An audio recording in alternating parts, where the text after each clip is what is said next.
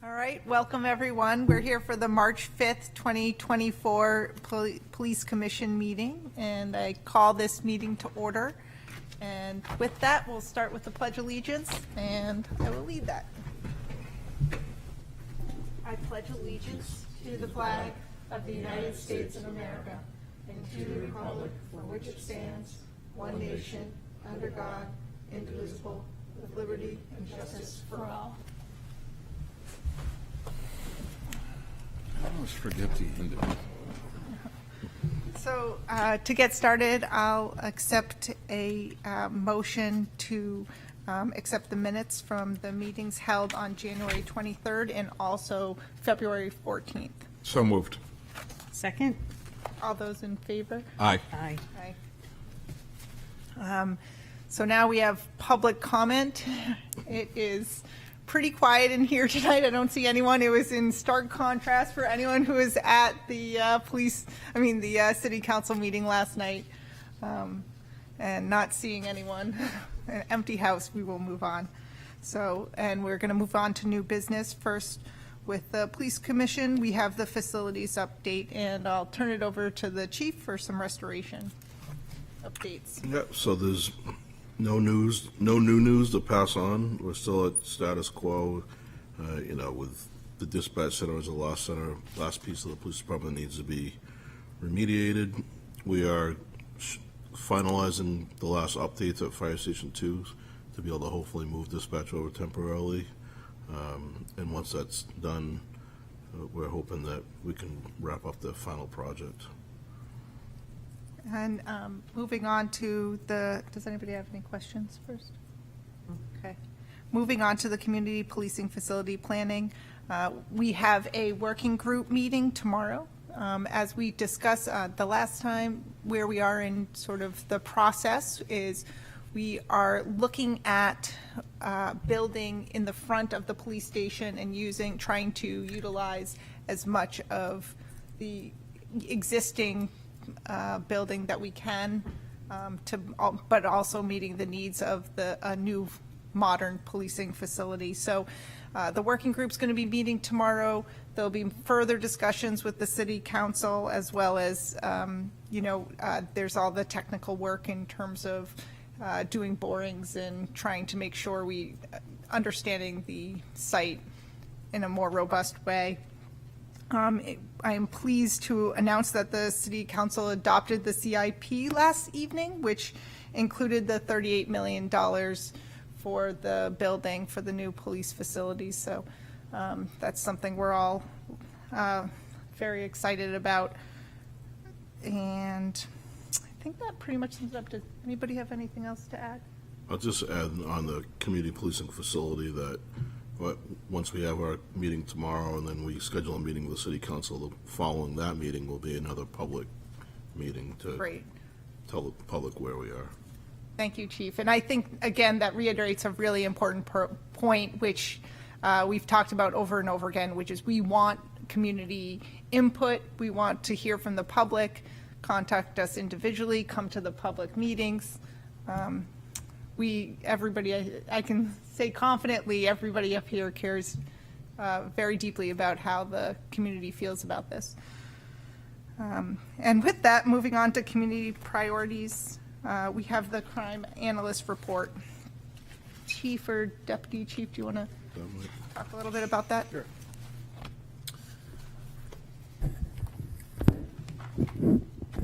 The following statistics were presented by our crime analyst in these categories, if you will, are categories that we get asked a lot of questions about, but we are able to produce statistics on a number of different things. So if the requests come in to either modify these categories or add or delete categories, we can certainly do that. But comparatively speaking, these are comparative time frames of January 1st to February 28th, 2023 compared to this year, 2024. Calls for service right now are at 7,194, which is a very slight increase from last year. DWI arrests, we are at 15. Last year at this time we were at 13. Reportable motor vehicle crashes were down from 75 to 71, which is good. That is a number that we always want to try to lower, and particularly over the last several weeks. Knock on wood, our reportable crashes and crashes with injuries have been relatively low. So the traffic enforcement efforts that we're doing out there appear to be paying off. Arrests are up a little over 23% at 174 for this year.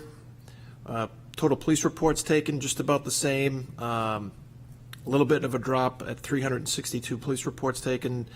Total motor vehicle stops at 1,383. Particular that we this year we started to implement our highway safety traffic grants earlier in the year than we have in the past.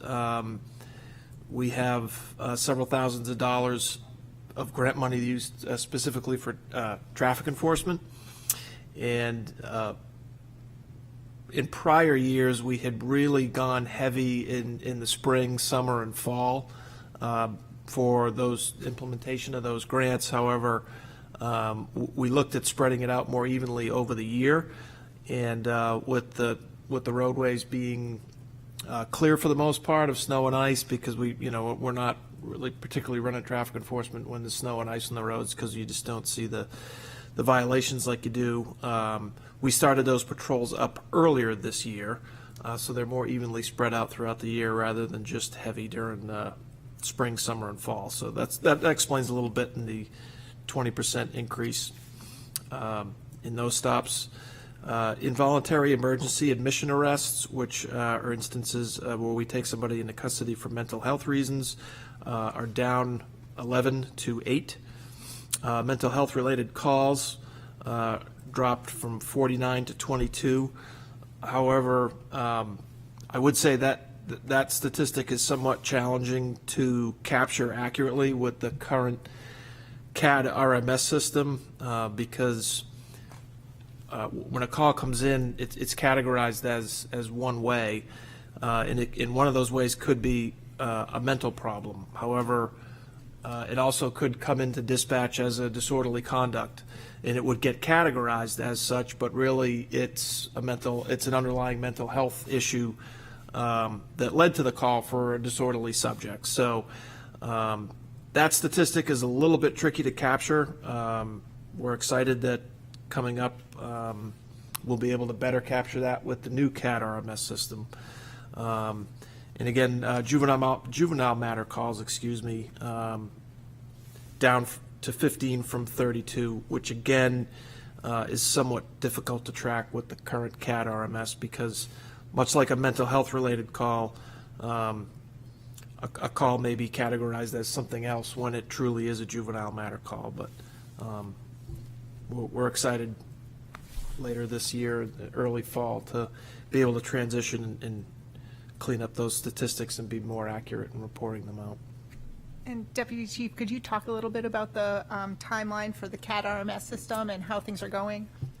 Sure. So we have weekly meetings with the vendor right now, kind of a preparatory training, and the month of September will be the entire month of September, so 4 weeks of in-person onboarding training for all police department personnel on how to use the new computer program, the new CAD program, and then we're looking at a go live of first week of October, latest second week of October. So it'll be here before you know it, and it's quite a big change, because if I took a crash report today, I'm entering it into the same computer system that I entered it in 24 and a half years ago. So it'll be quite a change, but it'll be exciting and very beneficial.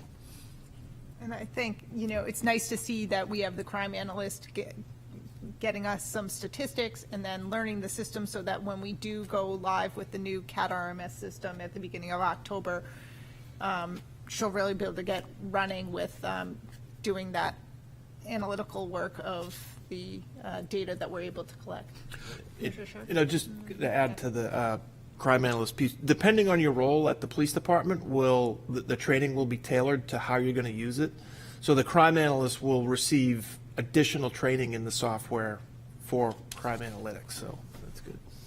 I'd also point out that, you know, once the CAT RMS system is in place, Portsmouth PD will be in the forefront of keeping crime statistics in the state of New Hampshire, particularly in the keeping of comprehensive demographic data, which, depending on the police department around the state, is not very robust whatsoever. So, to the credit of the Portsmouth Police Department for, again, being a leader. I'll just add to that with our crime analysts and the new software coming on board. It's going to allow us to do a lot of different things that we've never been able to do.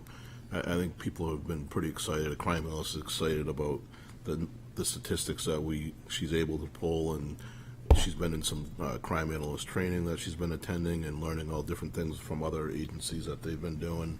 And I think it's going to be a real source of value to the police department to be able to pick out hotspot areas, look at different people will be able to look on there and find different neighborhoods across the city on what's going on where and what types of crimes are occurring. So it's going to be a real beneficial tool to the community. That's wonderful. And along with some of the community priorities, Chief, could you tell us how things are going with body-worn cameras? So we have been demoing. We currently have a product from Axon that some of our training officers are wearing around the PD just to get familiar with it, learn how the cameras work, how to upload them, download them, just the different things that the cameras offer, and ease of use, and getting the familiarity of, you know, how it is to carry a camera around all day. So fortunately, as you stated earlier, the CIP got approved last night. I'd like to thank the council's support in approving the necessary tools that we need for our department outside of the police department. But, you know, with body cams, the tasers, radar equipment to enforce speed, which is, you know, as we continue to state, is the number one complaint from the community. So with their support, we were able to get the resources and tools that we need to keep the city safe. So we're looking forward to bringing all those tools on in the future. That's great.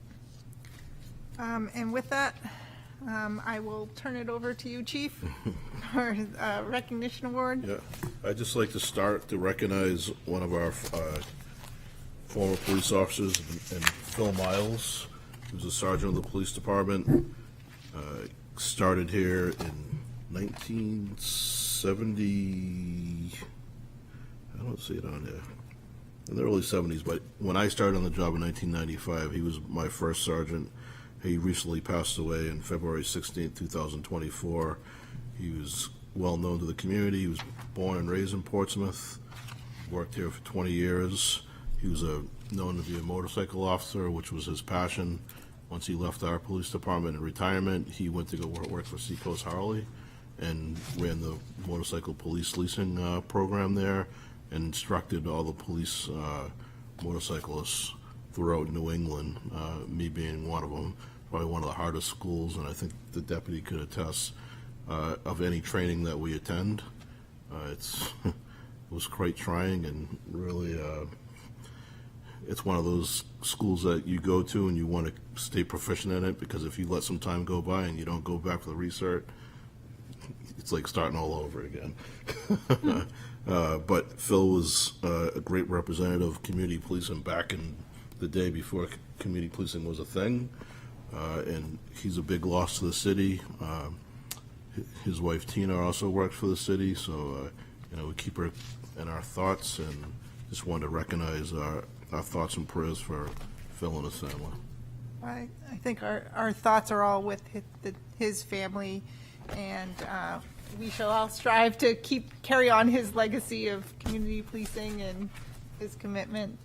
So, thank you, Chief. Monthly traffic stats. Mike? Yep, I can go over those.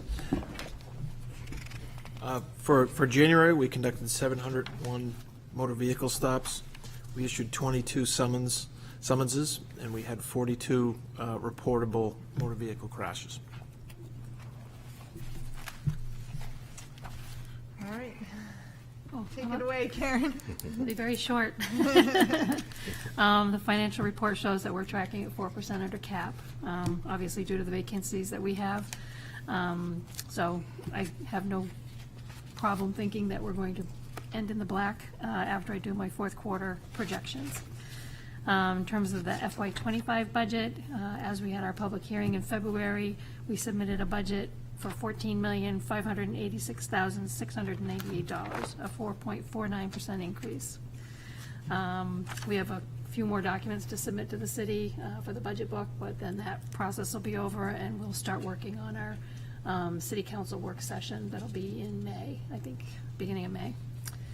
In terms of grants, the last time we talked for the new police facilities, our architect, Ian Reeves, put me in touch with his grant person. We talked about the brick grant. He said the current brick grant, the way it's formulated and what their focus is, we might not, it might not be applicable to us, but maybe the next one that comes out would be.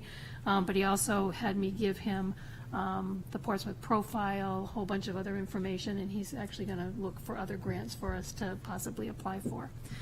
In terms of the body cam grant, now that we know that things are kind of moving along with the city council, we'll start looking into the money that the state has for body cams and get a grant for that.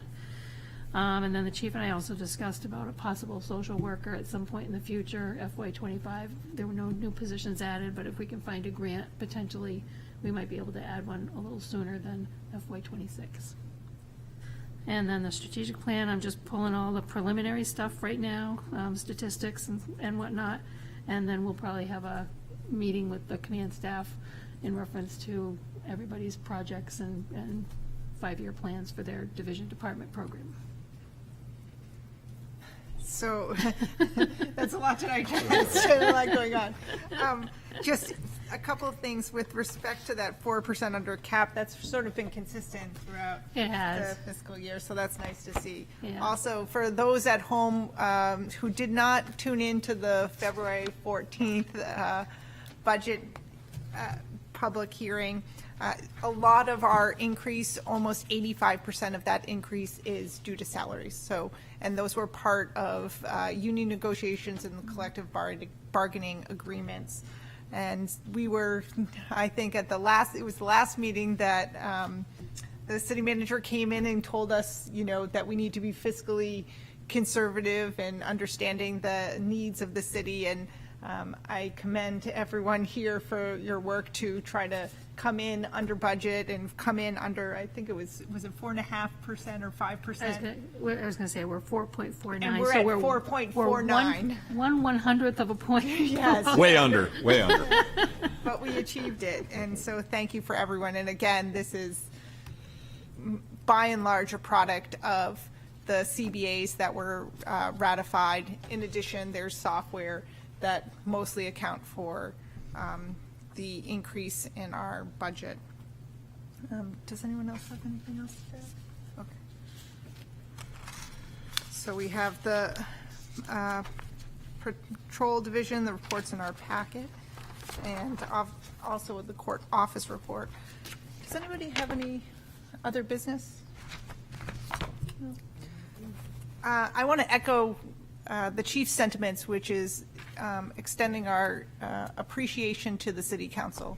Really, last night they were tasked with a lot of difficulty in determining what to put into the CIP and how much, and it was clear they took a very thoughtful approach, and there was support for the police department's needs, particularly as it relates to equipment and tools so that the police can do their job and keep everybody safe. And that included the tasers and the radars and the body-worn cameras and initiatives that the department, the commission, and the council are all unified in an effort to have a safe and community-based policing environment in our city. So thank you to the city council, and does anybody else want to add anything?